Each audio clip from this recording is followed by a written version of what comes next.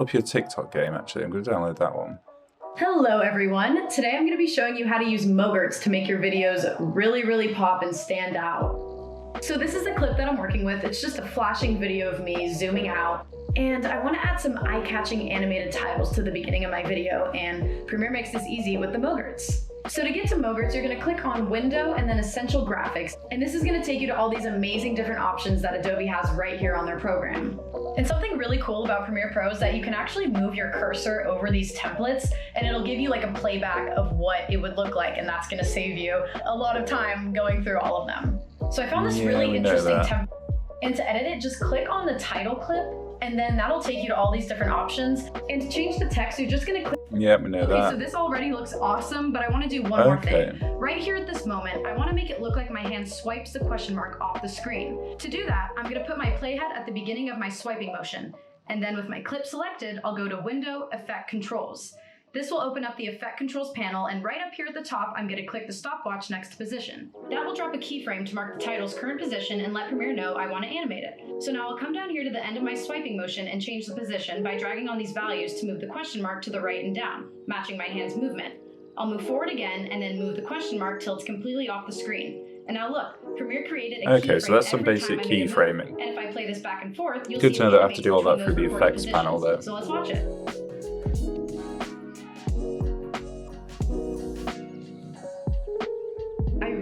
Using mogurts, they completely change video, as you can see, and just really give it that oomph. Also, she's calling motion graphics mogurts, because that is disgusting.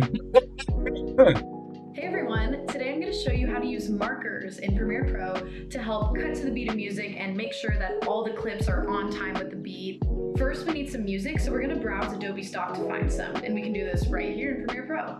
So the first thing you want to do is go to Window and then click on Essential Sound. And when we open up this panel, you see Browse and Edit, and make sure you're on Browse. As you can see, this opens up a ton of different tracks. There's literally thousands and thousands of different ones you can choose from. I do like the selection. And I actually came across this really nice track called Party King. And hearing it, you can tell it's very upbeat. You can hear that there's a lot of beats in it, which is very important. So I'm actually going to choose this track. So I'm just going to drag it onto the timeline, and it automatically goes there. Okay. Hey everyone, today I'm going to show you how to important. So I'm actually going to choose this track. So I'm just going to drag it onto the timeline, and it automatically goes there. Don't do that, I'll drag it. Okay. Now, a way I like to utilize markers is to listen to the whole sound, and then I go back, re-listen to it again, but this time add markers to it. So there's different types of markers. There's sequence markers, which will show up on the timeline, but in this case, we're going to be using clip markers. So the way to add clip markers is to select the clip. You can see it's highlighted here in white, and all you have to do is press M, and that marker is going to appear. So now I'm going to listen to the sound and add markers to where the big beats are.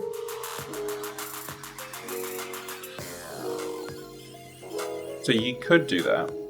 Obviously, there's a lot more beats that I didn't mark in this song, but the ones that I did mark are going to be the most important to me because I feel that those are kind of the most powerful ones, and I really want to make sure that I cut the beat in time to those specific markers. So what I was also going to say is that depending on the audio you're using, if we zoom into the track here, you can kind of tell where the beats are anyway. And that's moving quite quickly, but you can slow that down. But you can tell the beats are basically by the peaks in the audio. Although I quite like stuff changing on like the low beats rather than the high beats. Turn that way down. So like the boom, boom, boom, boom. So kind of like I'm almost imagining in my head some sort of just like maybe like a slight zoom tilt effect where it changes the clip like a doo doo. But let's move forward and see what she's going to do. So now what I'm going to do here is start adding my clips and just making sure that they are in line with the markers that I made, so that once the final product comes out, I know that I hit every single one of those markers and those important beats. And now here's the final product.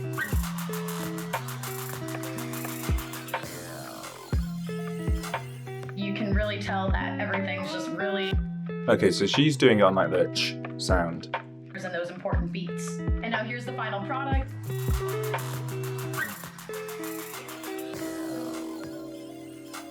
You can really tell that everything. At least towards the end, anyway. You can really tell that everything's just really. But I don't like her choice of marking location.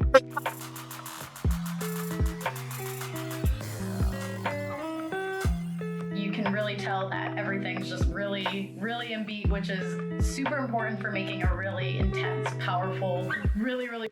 It seems that she actually changed it up, because sometimes she does it on the low boom, and sometimes she does it on the. Hey everyone! Today I'm going to show you how I use masking to make my videos look super I was trippy and scared really cool. for a second So then. here I have I saw this at the bottom, and it looked very light, and I was like, is she naked? two different clips. I have a clip of me kind of looking around, being like, what's going on? And then I have a shot of me pulling out on my phone. And today we're gonna mask that image of me onto the phone. So I'm first gonna drag that clip of the phone on top of the clip of myself. With this top clip selected, let's make sure the Effect Controls panel is open by going Window, Effect Controls. Under Opacity, you'll see a few different options for creating masks. Since the phone is a rectangle, let's choose that. So click on that rectangle shape, you'll see it pop up on the screen. This mask is currently showing the screen of the phone in the upper clip and revealing the lower clip everywhere else. I want to see the opposite of that, so I'm going to click Inverted. And when I do that, the mask now reveals my face in the lower clip inside the phone. A really cool trick that I like to use is this thing called the mask expansion. And what it basically does is round the edges. So I'm just going to hold down on that and move my cursor over to the right, and you'll see those edges form. Pull that back. She drag it on top of the same clip. Oh, she did. Okay, I see what she's done. Let's delete that. Let's just drag that on top like that. Move those back. And then, how does she create the mask? Effect Controls.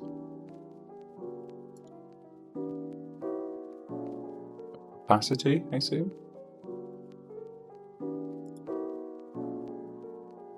Mask. Let's watch the video a bit. With this top clip selected, let's make sure the Effect Controls panel is open by going Window, Effect Controls. Under Opacity, you'll see a few different options for creating masks. Since the phone is a rectangle, let's choose that. Okay. So click Okay, so it's just that she's drawing the rectangle. Click on that rectangle shape, you'll see it pop up on the screen. This mask is currently showing the screen of the phone in the upper clip and revealing the lower clip everywhere else. I want to see the opposite of that, so I'm going to click Inverted. And when I do that, the mask now reveals my face in the lower clip inside the phone. A really cool trick that I like to use is this thing called the mask expansion. And what it basically does is round the edges. Okay, so if we drag this down here. Ooh, no, not that one. I want this corner.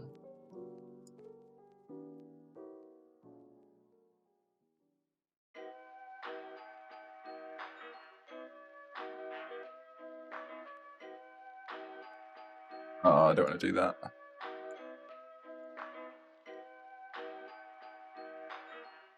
I messed something up there. I was holding shift to see if it would like move both sides at once. It did, but not in the way that I wanted it to. I've accidentally linked them. There we go. Let's have a look at this mask expansion.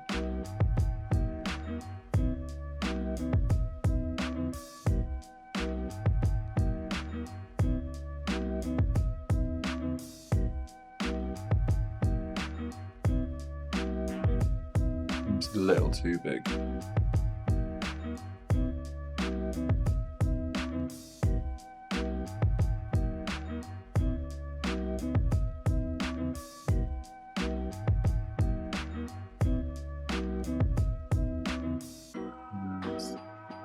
Tweak that like that. So I'm just going to hold down on that and move my cursor over to the right, and you'll see those edges form.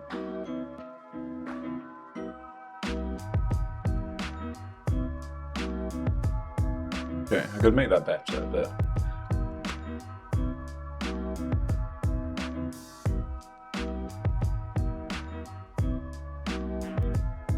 but she moves the phone though, so it's like here. So can we link the motion somehow?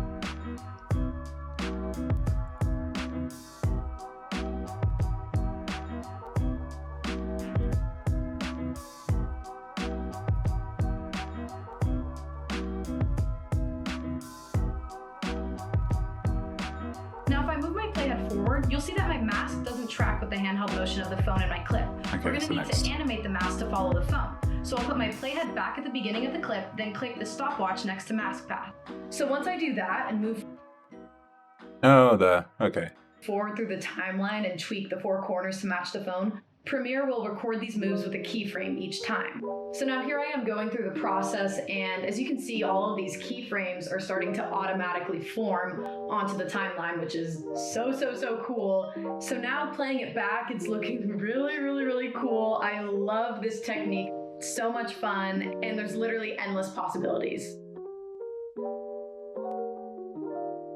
That moved quite quickly, didn't it?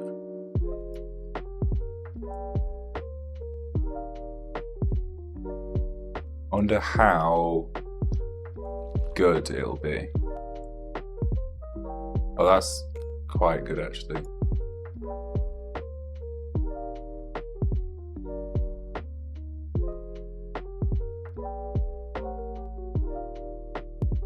Probably don't have to do as many as I'm doing either.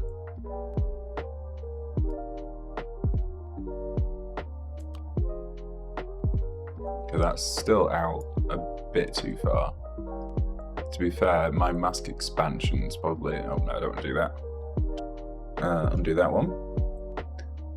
Bring that down. Like that.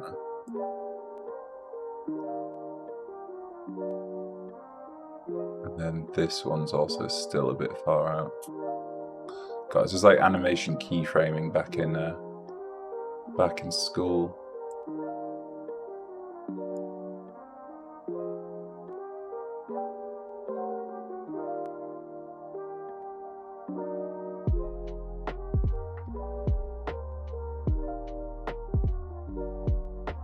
Right, so just before she moves the phone closer, which is probably where I should have put the original mask. Uh-oh.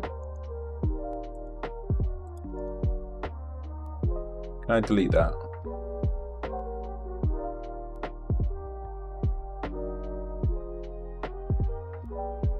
Probably. Control click? Yes, there we go.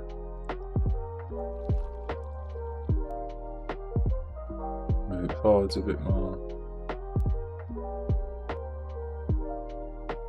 And this one's just a straight movement, so hopefully I can literally just drag this like so, and it'll work it out.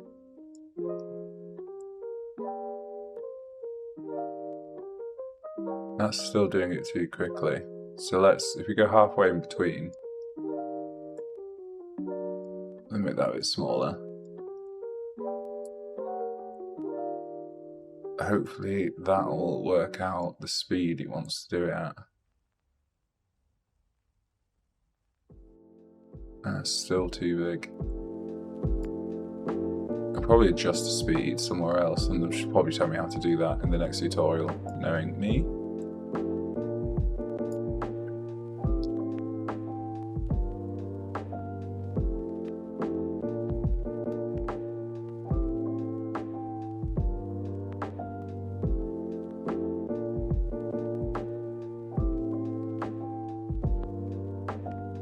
Got my concentration face on this time.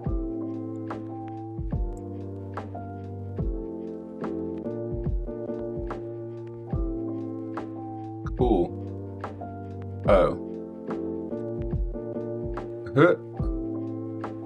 I probably deleted the wrong one. This is probably not going to work because of that.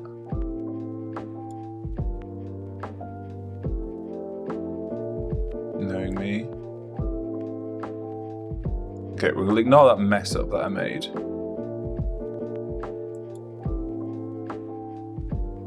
Oh, I just deleted the keyframes. It's not what I wanted to do.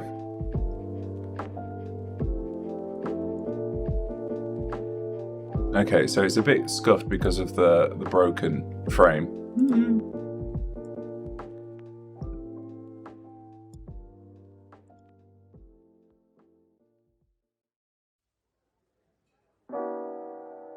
Let me drag that down. Does that fix it? It's still scuffy. But if I hadn't messed up and accidentally put that extra, because look, now it's got an extra one.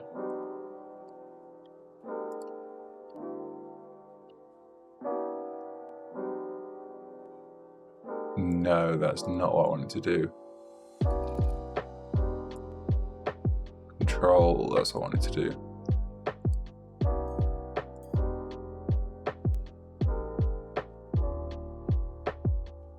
Yeah. Is it there? No. If it was me, I'd probably restart the whole thing, to be honest.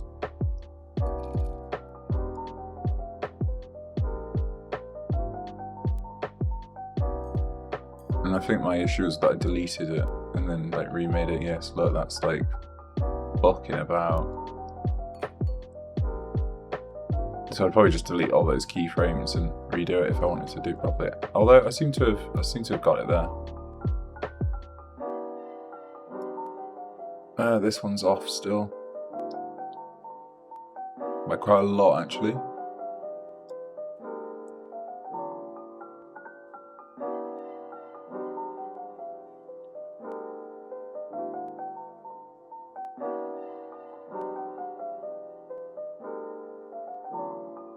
It's off.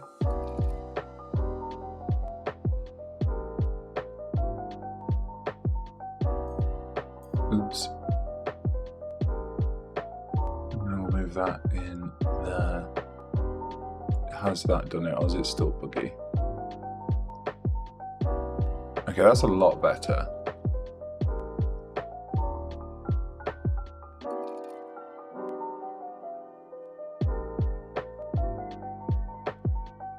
That is loads better. Although there's like you can see where I've still scuffed it. Actually, okay, I quite like that. I quite like that a lot. Actually, that's cool. And obviously, you could, if I spent some more time, or if I just like started again when I fucked up, instead of trying to fix it, it would have been a lot easier to have it look nice. But I like that. And that's it. Okay, nice. I actually learned quite a bit on that one. I was surprised when I saw it. I was like, oh god, what's this? But then when I actually went through the tutorial, that's quite good.